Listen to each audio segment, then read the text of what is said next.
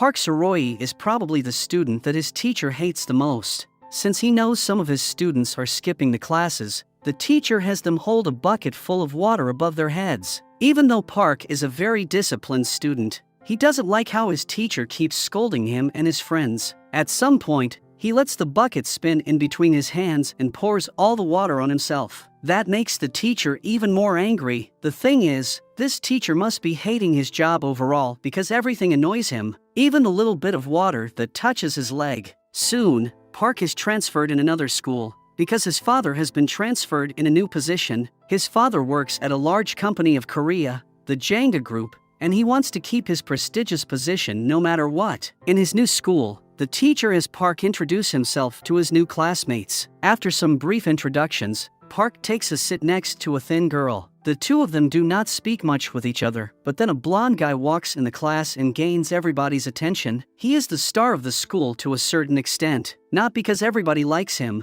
but mostly because he is filthy rich and everybody treats him like he is a fragile flower. He starts bullying a boy with glasses named Lee, and nobody moves a finger. This must have been a normal routine for them. The bully, Gun, is the son of Chang, the president of the Jenga Group. In other words, the son of the big bad boss. Gun steals the boy's meal, which is a carton of milk, and pours it on the boy's head. The students have various reactions to that, but nobody dares to do something. Park gets up with the intention of doing something about it, but the girl sitting next to him, Suah, stops him. She knows that he is going to put himself in trouble if he goes against Gun. While the two of them talk, the bullying escalates, and Gun now takes some pictures of the poor boy with the glasses. There is no stopping to this guy humiliating the poor nerd. He even grabs the nerd by his hair and takes more pictures of him. He basically treats him like he is a toy to play and have fun with. Park walks near them and warns Gun to let the nerd alone. However, Gun does not listen to him. Mostly, he wonders what the new guy wants. While the two of them have some words, there is no resolution to the situation.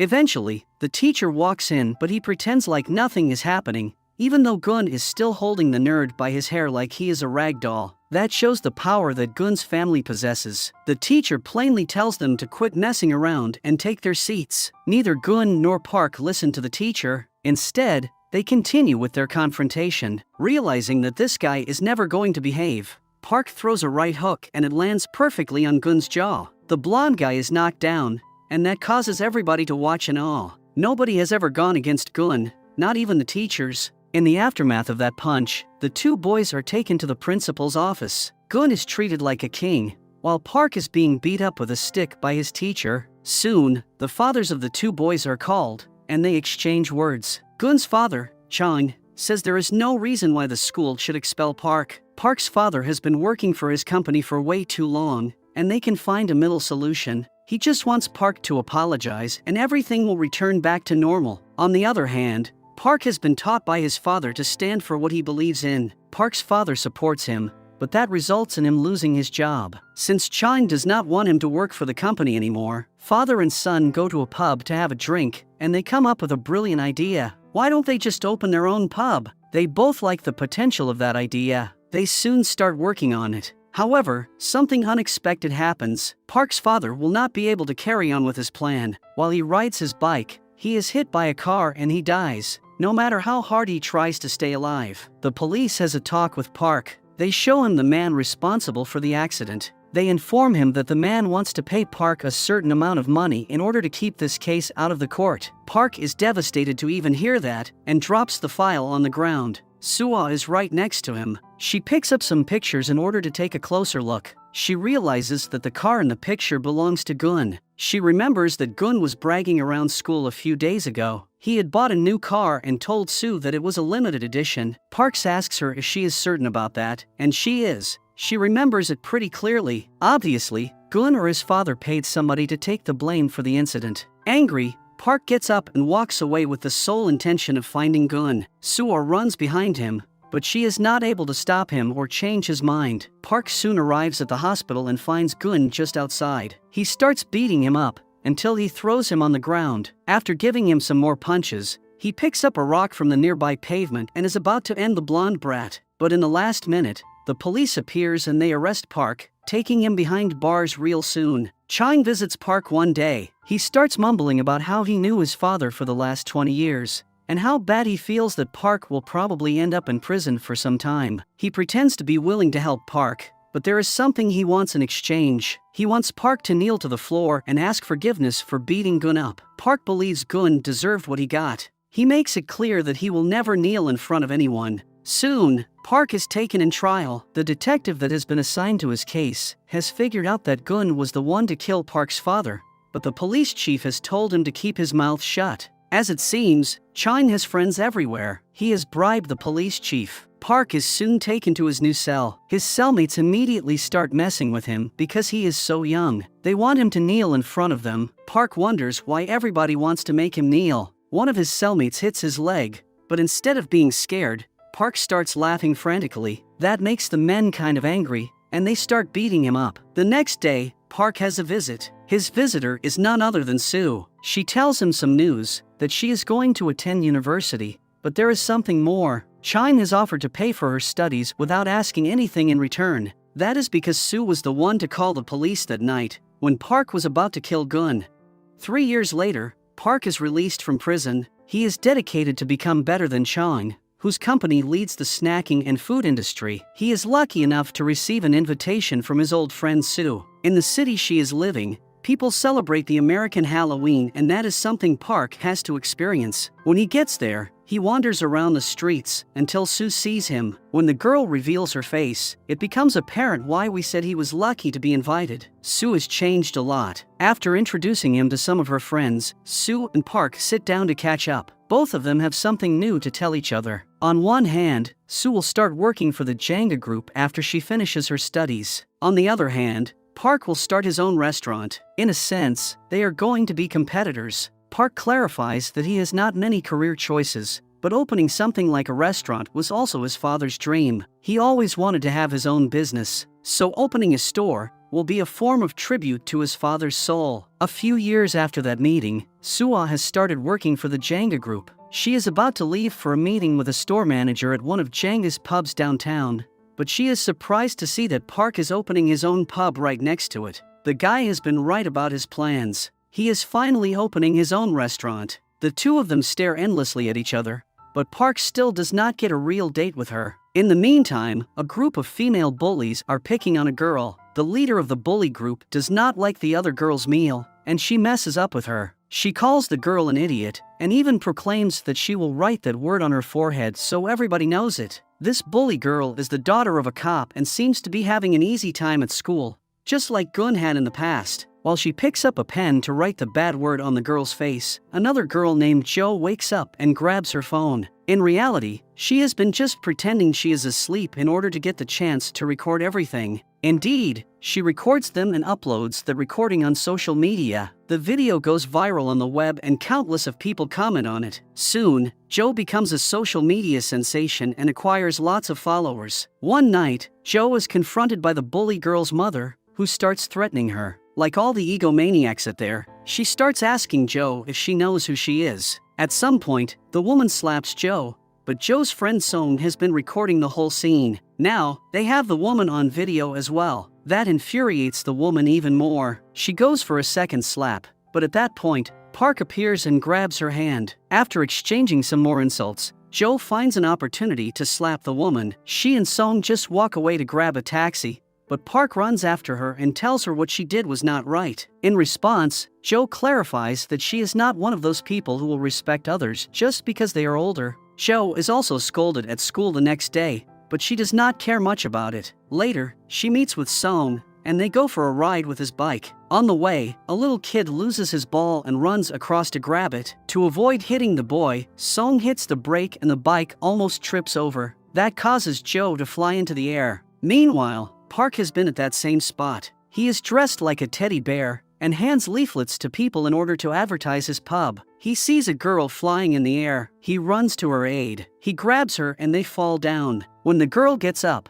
Park realizes that she is the girl he accidentally met yesterday. While the two of them have some chit-chat, Park passes out. He is transferred to the hospital. It's not like he was hurt, but he rather was super tired. Park wakes up in the hospital, and Song thanks him for helping his friend. After some conversation, Park tells them that if they want to thank him, they should visit his pub. However, the young kids go out clubbing. Then, they return into town and visit a pub, not Park's pub. In fact, the pub they have visited is one of those that belong to the Jenga group. However, the law states underage people are not allowed in these pubs. Sue happens to be there that night, and she checks their IDs, telling them to return once they graduate high school. Then, the kids go to Park's pub and they are the only visitors. While Park leaves to take a look around at how the other pubs are doing, he tells his employee to check their IDs. The employee does check their IDs, but he also thinks about not having enough clients, so he allows them to stay. While Park wanders around the street, he meets with Sue and they start discussing business. Park knows lots of stuff,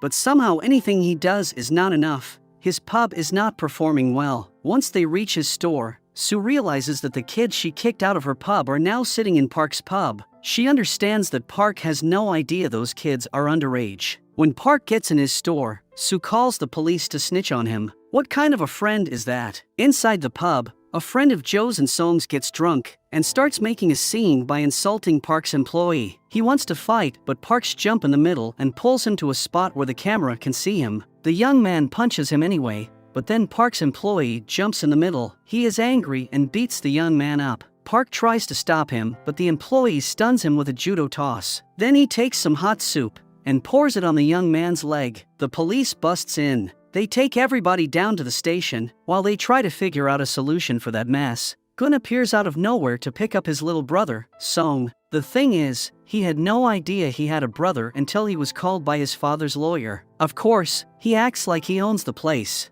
He even says that Park is a friend of his, so the policeman has to help him. The policeman will help them gladly, but Park interrupts him and comments that he does not need or want any kind of favors. He claims policemen and women need to be the fairest people in a society. Park runs outside. Joe runs after him so they can have a talk. However, Park is not in the mood and turns around to walk away. But then, Gun runs after him and tries to play mind games with him. Gun taunts him to beat him up again, because he knows Park hates him and blames his father's death on him. Park remains calm and turns the tables on Gun by saying that the day he was imprisoned, he made a 15-year plan that also involves his assassination, so he has to be ready about that because the day will come sooner or later. After the events in the police station, a flashback shows the backstory of Park and his employee, Choi. The two of them had met in prison when they served time together. 2 years later, Joe has become an adult. She is spending some time outside with some people she knows. She does not actually like them, but she just wanted to be outside and have a drink. A guy from the group likes her and tries to flirt with her,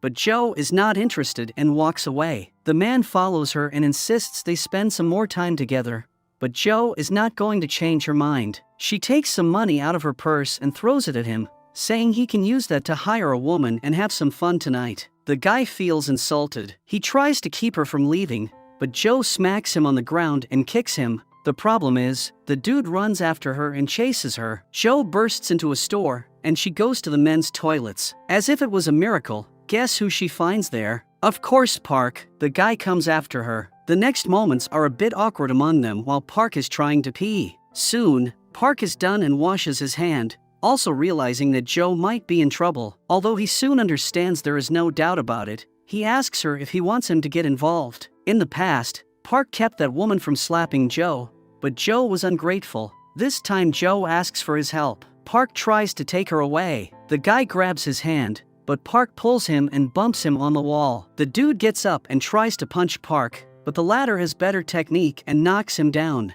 In the meantime, Chang is having a conversation with Sue. He says he is considering her as his successor for the Jenga group. His son is pretty much useless. He knows that if he gives him the company, he will not do a good job with it. Back with Park and Joe, they have a drink together, but they have probably had too much. After Joe gives Park some feedback on his pub, the latter gets up with the intention of walking away, but he just collapses on the ground. Joe likes seeing him calm and beautiful, and approaches him in order to kiss him. The next night, Joe runs to Park's pub. She has been having feelings about him. She tells him she wants to work in his pub. She will help him take his store to the next level. Apart from her, Song also wants to work for Park, because he is the kindest person he has ever met. He feels bad for what happened in the past. He wants to apply to work for Park as a part-time employee. With all of that going on, the team now has more members. Choi feels a bit awkward, but Joe tries to make him understand that they really need her. To demonstrate that, he has Choi serve some food,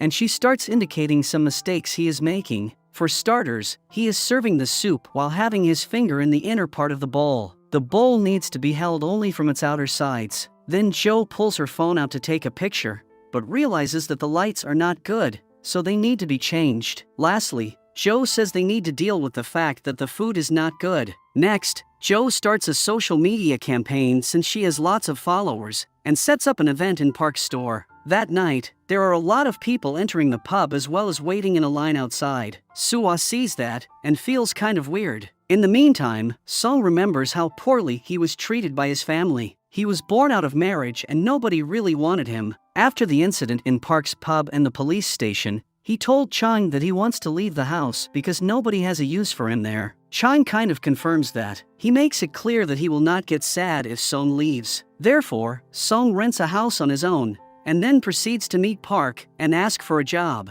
In the meantime, Chang's people are having a meeting. They outline their future plans about the company. Maybe they even look forward to Chang stepping down, so they can be the ones in control. You can't trust anybody nowadays. As for Chang himself, he is walking around the pubs with Sue. He says that he has found a girl that he will try to get his son married to, but wonders if he will even be able to hold that marriage. His son is still immature and can't do anything right. It would be good for his son if Sue wanted to be with him, but he knows that she does not like him, let alone love him. When they walk outside Park's store, he sees that the young man is doing better in business. Then, he wonders if Sue will stay forever on his side and with the company, because he knows that she is a friend to Park as well. He hopes that will not be a problem for them. Later, Park's pub has yet another successful night with plenty of income, but Jo has been watching the cook, Hyan, and realizes that he has no real skills in the kitchen. When the pub is closed, she brings the matter to Park and presses him to do something about it. The bad food will hurt the pub. Park brings Hyan for a talk. He tells him that his lack of cooking skill is the main problem that the store is facing right now. He gives Hyan the monthly salary. Everybody is sad because they think Park is firing him. However, Park explains that this monthly salary is actually double the money. He wants Hyan to stay, but if the latter wants that as well, he will have to work twice as hard and put double the effort into becoming a good cook. At the same time, Jo's old rivals from the school see her on social media having a good time, and they get really jealous. The next day, they find her and corner her. Now, something very important is revealed. The night when the police entered Park's pub, it was not Sue who called them. In reality, Sue put her phone back in without ever calling the police. But these girls appeared, and they saw Jo in the pub. They wanted to harm her, so they call the police. Jo goes crazy. She slaps the leader of their group. Then she taunts her by saying that she slapped her mother in the same way in the past. The other girl attacks her, but Jo also slaps her and cocks her down. Crazy slapping skills. As for the third girl, it seems she does not want to participate in the slapping contest. She just takes a few steps backwards. Finally, Jo grabs the leader of the gang again and teaches her a good lesson by beating her up pretty good. After that, Jo continues her promotional efforts. She speaks with a director from a TV show. The pub will be featured in the show, and that may lead them to gaining some popularity. When Park arrives at the TV station, he realizes that Gun is the producer of the show. The two of them can't find common ground, so Park just leaves. Gun follows after him and starts talking about Sue. The two of them love the same woman, but he believes that Sue would never be with Park. She probably only talks to him because she feels bad for him. Later that night, Jo walks down the road with Park, and they see Sue coming their way. Things are a bit awkward, because Sue has been avoiding Park's phone calls and messages, so they just keep going on their separate ways. However, Jo now reveals something that Park had no idea about. Some of her rivals had called the police that night at the pub, not Sue, like they believed till now. Park runs away to find Sue. This man is crazy about her. He probably feels relieved he can love her without feeling any guilt. He finds her at the bus station waiting for the bus. He knows she was not the one to call the police, and he wants them to be good with each other again. However, Sue has lost herself. She has no idea how she can juggle being romantically involved with Park while she works at the Jenga group. The bus arrives, and Sue steps in. Park starts running after the bus. He tells her that he will destroy Jenga if that is what it takes for them to be together. Then he calls an old friend of his, who is none other than Lee, the boy who was being bullied by Gun at school. As it seems, Park has made some money by investing in some stocks. On top of that, he is a major shareholder at the Jenga group. In the past, Gun had a fight with one of his employees, and that led to the company have a bad reputation, which lowered the stock's price. At that time, Park bought lots of stocks and his money grew while the stock grew. At the same time, the pub is having more and more clients, and Joe wants to expand the team. A guy named Tony comes for an interview. He seems like an American, but he speaks Korean pretty well, saying that his father is Korean, and he has been living in the country for the past 1 year. Joe believes this guy will be good with the English language, so she hires him in order to communicate with foreign customers. In Jenga, President Chang is informed that there was some movement yesterday, and somebody bought more shares of the company. In fact, the owner of these shares has had other shares in the past as well, so he has now become a noticeable shareholder. When the president hears this guy is none other than Park, he starts laughing frantically. He says that he is hungry. Of course, that is a hint that he is going to visit Park in the pub. When he walks in the pub, everybody is surprised to see him. This is going to be something like a game of chess between Chang and Park. The rich president wants his Park's plan, but the latter responds that he only believed in Jenga's potential as a company. That is why he bought the shares. Even though Gun defamed the company with his actions for a little while, he knew that Jenga would recover and keep up the good work. Of course, Chang does not believe him. Soon, he gets up to leave and warns Park about the future. Chang is a man that nobody would like to have as an enemy. Despite the threats, Park keeps his cool. He greets the chairman respectfully. Meanwhile, the guy who was being bullied in high school, Lee, has become a fund manager. A flashback takes us back in time and shows us how he went to visit Park in prison. He wanted to thank him for standing up for him and told him that he was studying business administration. Park makes him intentions known, saying that he is going to destroy the Jenga group in the future. He will open his own restaurant and be much better than Jenga. When Lee hears all of that, he offers to help Park, and the two of them end up fist bumping behind the prison glass. Back in the present day, the two of them are having a drink. They are discussing about the Jenga shares. Lee believes that their move last night was a bit irrational. Maybe they should have waited for another year, so Park's money accumulate a bit more interest, and then buy more shares. By the way, it becomes also known that Park had received some insurance money after his father's death, and that was the money that he invested in Jenga. On top of that, they have to think of something else as well. Lee has also helped Miss Kong make some money. They can reach out to her in order to infiltrate the Jenga group. Miss Kong is an ambitious woman. She might be interested in hearing them out. When they meet with her, Kong immediately tells them that she cares about the Jenga group,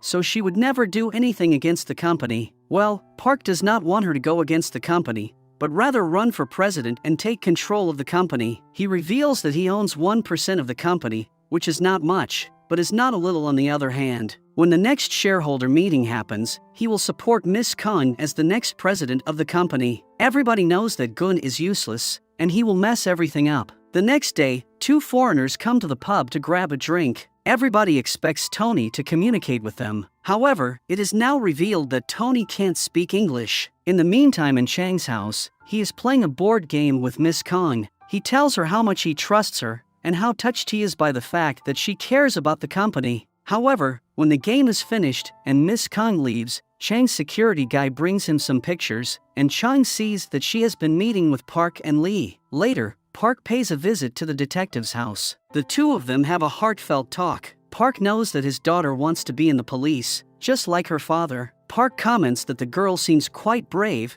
in contrast to the detective. The man says that he is not a detective anymore, and falls to his knees to apologize to Park. His lack of courage made him to not testify the truth in Park's trial, and that led the young man to prison. Right after that, Park goes about his day with his new store manager, which is none other than Joe. The two of them take the bus back home. Park can't keep himself from hugging her while she is asleep in the seat next to him. The next day, Park goes to Chang's office to have yet another talk with him. Chang has made a new move. He has bought the building where Park's pub is located. On top of that, he wants Park to pay 5% more rent for the place. Park has rented the store legally, so he is confident that Chang can't raise his rent money. However, his contract ends in 6 months, and Chang can refuse to rent him the place again. If Park wants to object to that, Chang will sue him and take him on court. Right next, Park meets with Miss Kong and apologizes to her, because he has to liquefy some of the money he has placed on Jenga shares. His pub is very important to him. He needs to take care of the costs. Kong can't understand why Park is putting so much effort into this pub while he knows things might go sideways.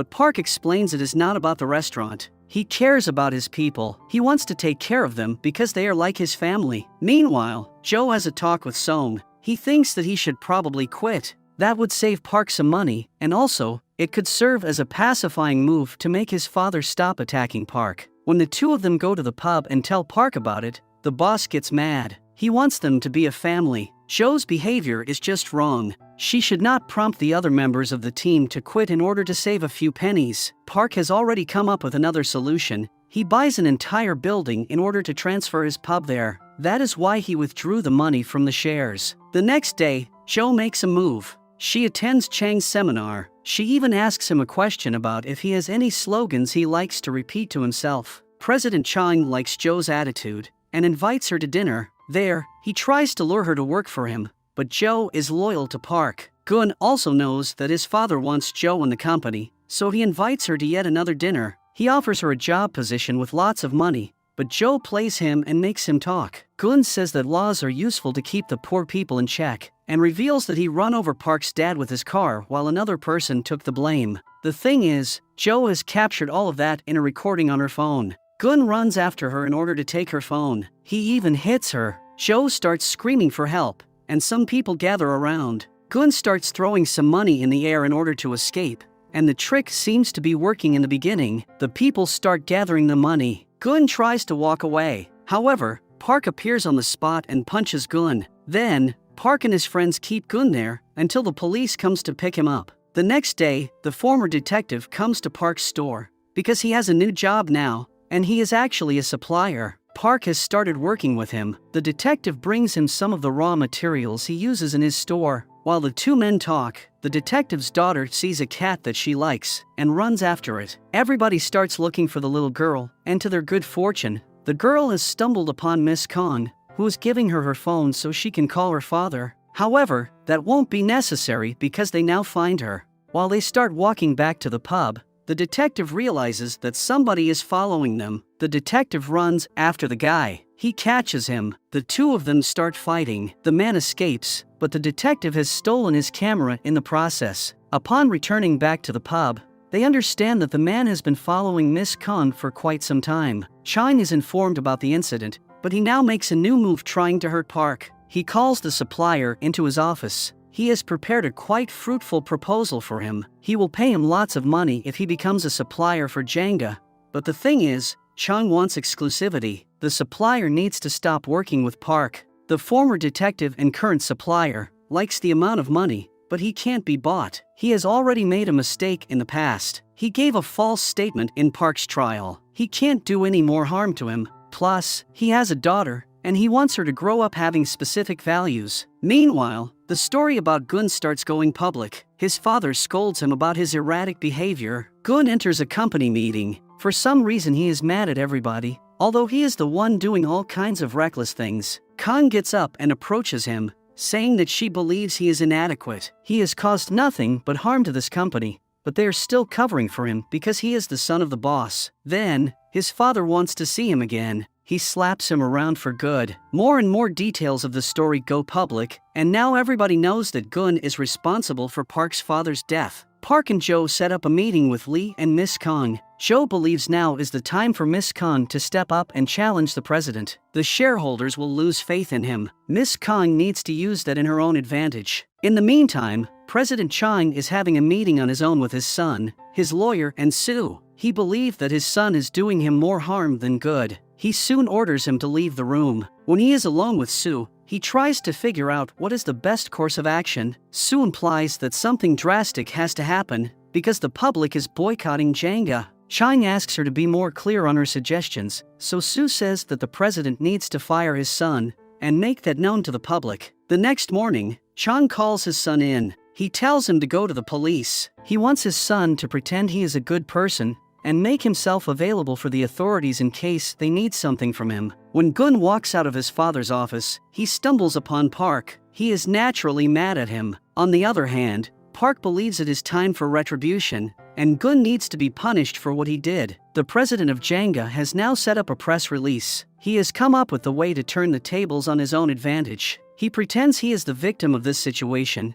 and says his son acted on his own 10 years ago when he accidentally killed that man. He paid an employee to take the blame on his part. He adds that when he figured that out, Chang himself went straight to the police because he wanted justice to be served, even though Gun is his own son. Park is watching the press release with his team. They are very surprised. Not only Chang proves to be a resourceful man, but he also has no remorse at all. Gun also watches the interview, and he jumps out of the car that is taking him to the police. Clearly, his own father has set him up. Then, he comes face to face with his father, who just looks at him with cold eyes, even though he claimed he would help him. After those events, Chang calls Miss Kong in her office and basically brags about his win. He knew that Kong would expect him to fail, so she would grab the opportunity to step up. But he won once more. Soon, Gun is taken in trial. He is sentenced in 7 years prison time. When the room is empty, Park tells Chang he is not surprised. The old man sold his own son out. On the other hand, Chang wants to make it clear that Park has started a war against him, a war that he can't win. A few days later, Hyeon walks in the store all dolled up. She informs everybody that she is going to participate in a cooking television show. Actually, it is going to be something like a competition. She wants to confirm if everybody thinks that is a good idea. In the meantime, Soo visits Gun in prison. Gun wonders what the purpose of her visit is. He basically hopes that she came to see him, but that is far from the truth. Soo has come here as a messenger on behalf of his father, and she presents him with a folder. The company has prepared an offer for him. They want him to let go of his company shares. Back in the pub, Song expresses that his family situation is getting very toxic. The war between Park and his father is taking a toll on him. However, he has something else in mind. After he quits from the pub,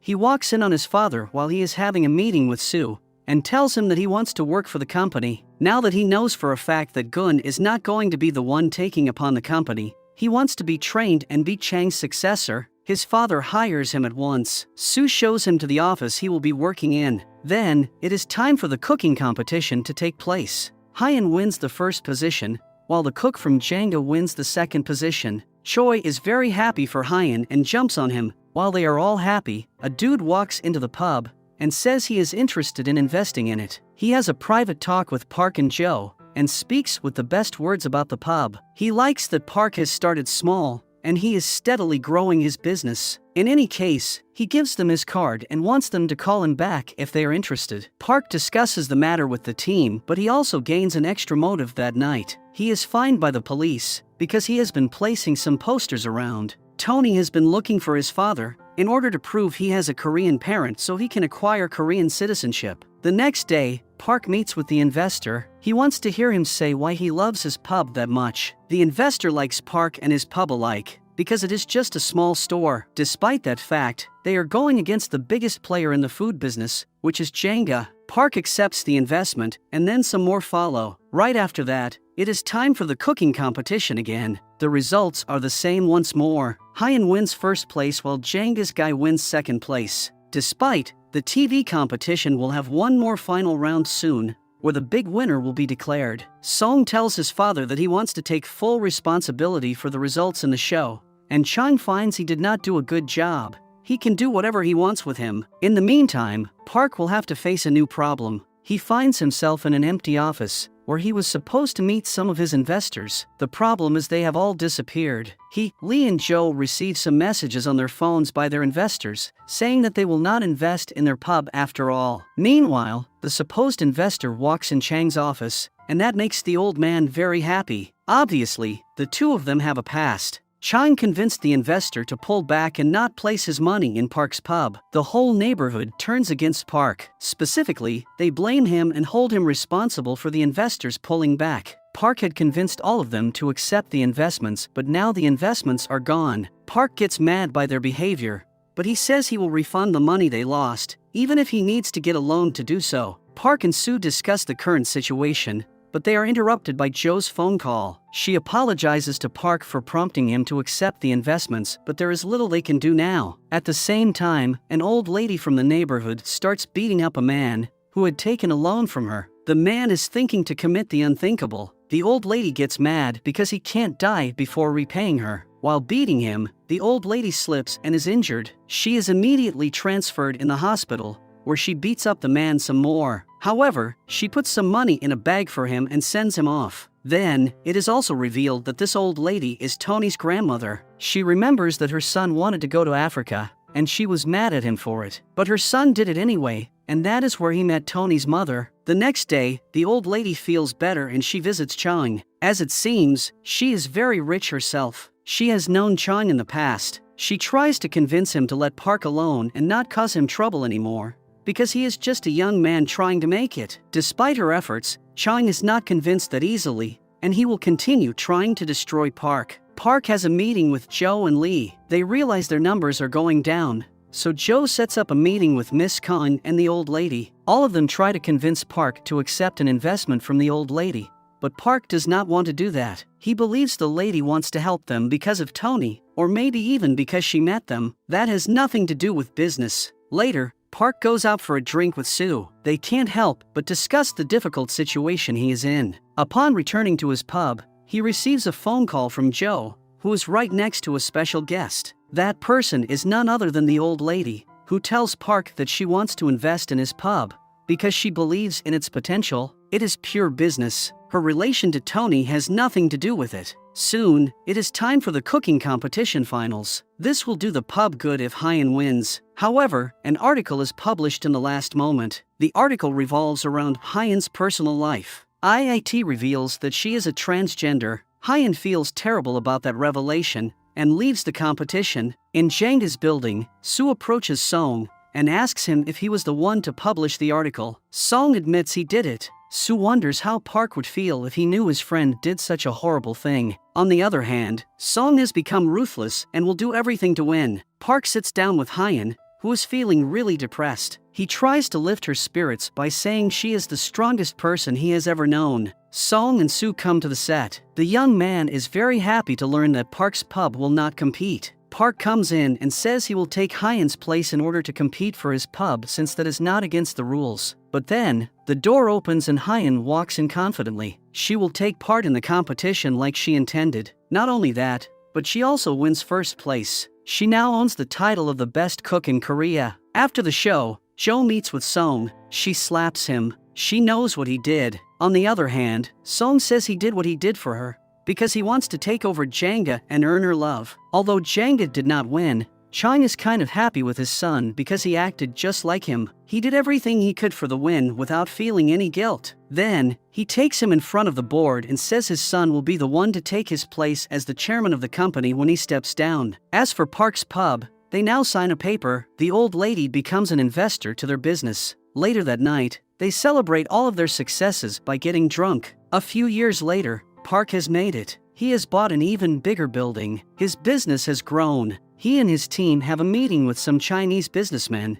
and we see how all of the team members have changed. They are more mature. They are sitting on top of a successful business. Meanwhile, Song has gotten older as well, but so has his father, who now has an incident and collapses. He is taken to the hospital. The doctors announce that he has pancreatic cancer. While Park is chilling with Lee, they also call Chang to have a talk, even though their conversation is not fruitful at all. Meanwhile, Gun is released from prison. He visits his father in the hospital. However, the old man is not very touched to see him. In the meantime, Park's team has been working hard. That leads to Joe passing out because she is burned out. That makes her miss an important conference in the Jangda group, which did not have the expected results for Park. Soon, Song learns that Joe is in the hospital and wants to visit her. There, he meets with Park and tells him that the real reason he left the pub is because he was in love with Joe. Everything he is doing, even trying to be the next president of Jangda, is because he wants to impress her. At the same time, Sue is having a talk with Chang. The old man knows that she always hated him for what happened to Park's father, but she put her emotions aside because she wanted to advance her career. That night, Park buys a gift for Joe, but when he goes to see her, he realizes she is missing. He and Song go on the lookout for her, but are soon ambushed by a convoy of cars. They step out of their car and see one of Park's old cellmates. Gun has paid the man and his guys to abduct Joe. One of the bad guys' cars moves against Song, but Park pushes him aside and takes the hit himself. Song calls Choi for help, but the bad guys beat him up. However, Choi listens to the noise and realizes something is wrong. Gun stares at an injured Park, just like he was staring at his father a few years back. Thankfully, Park is taken to the hospital in time, even though he is in a bad condition. The next day, Sue has yet another talk with the president of Jenga, but this time she brings a resignation letter with her. They have spent enough time together, and they need to part their ways. Then, Chang receives a phone call from Gun, who tells him that all he ever wanted was to have a father that is proud for him. He also blames everything that has happened on Chang, since he had made his son do terrible things in the past. Meanwhile, Joe manages to escape her bonds and free Song as well. They set a trap for Gun and hit him with a piece of wood. At the same time, Park feels way better. His only concern is to find out what has happened to Joe and Song. Park and Choi pay a visit to Chang, and they try to get him to cooperate. However, the old man believes that Park is to blame for everything that is happening. There is one thing that the old man has always wanted. He wants Park to kneel before him. Since this is a matter of life and death, he kneels before the old man and asks for his help. That really pleases the old man, who now writes down a location for Park. He has had access to some footage from a CCTV camera. Meanwhile, Joe is running away, but the bad guys are after her. However, Park and Choi find her, and they drive their car straight to the bad guys. Choi starts fighting with some of them, while Park is trying to take Joe away. The problem is he is injured, and Gun catches up with them. While Joe runs away, Park and Gun start fighting each other. Park is able to defeat Gun once more, but that is not his only victory. The next day, the police conducts an investigation, and all the guilty people for Park's father's death will be taken in trial. Gun is taken directly back in jail. Lee approaches him with a new proposition for his shares. He wants to buy all of them, but this time he wants to buy them for Park. Chang now starts noticing that the world around him is being destroyed. The old lady gives him a call and asks him to act wisely for once in his life by making amends with his past. Chang visits Park's pub to have a meal, but also apologizes for everything he has done. He kneels before Park as he realizes that hate has consumed his whole life. From there, every piece falls into place, and the good guys can now keep on living their lives in peace.